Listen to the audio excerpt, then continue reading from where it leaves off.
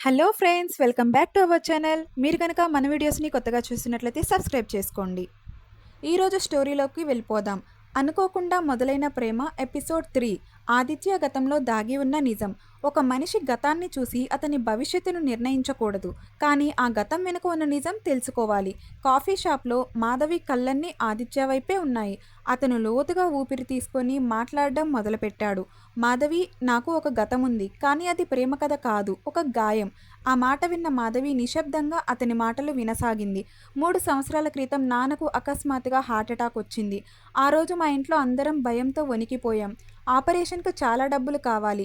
నేను నా దగ్గర ఉన్న ప్రతి రూపాయి ఖర్చు చేశాను.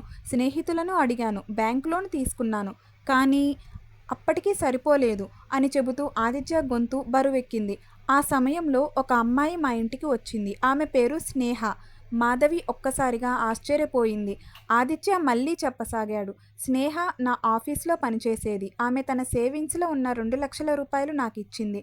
ముందు అంకుల్ని కాపాడండి, డబ్బు గురించి తర్వాత ఆలోచిద్దాం అంది. మాధవి అడిగింది, అయితే అందరూ ఆమెను మీ ప్రేమ అని ఎందుకు అనుకున్నారు? ఆదిత్య చిన్నగా నవ్వాడు. ఎందుకంటే మన సమాజంలో ఒక అబ్బాయి ఒక అమ్మాయి ఒకరినొకరు సహాయం చేస్తే వెంటనే దానికి ప్రేమ అనే పేరు పెట్టేస్తారు. కొన్ని క్షణాలు ఇద్దరూ మౌనంగా ఉన్నారు.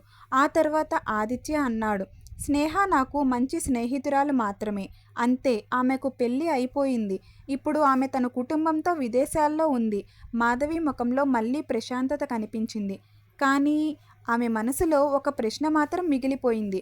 అయితే నాకు ఫోన్ చేసిన ఆ మహిళ ఎవరు? ఆదిత్య కూడా ఆశ్చర్యపోయాడు. నాకు కూడా తెలియదు.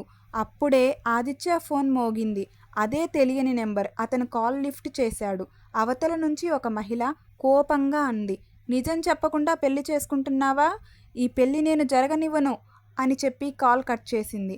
మాధవి, ఆదిత్య ఇద్దరు ఒకరినొకరు చూసుకున్నారు. ఇప్పుడు ఇది కేవలం ఒక ఫోన్ కాల్ కాదు, వారి జీవితాలను మార్చే తుఫాను మొదలైంది. ఆ మహిళ అసలు ఎవరు? ఆమెకు ఆదిత్యతో ఉన్న సంబంధం ఏమిటి?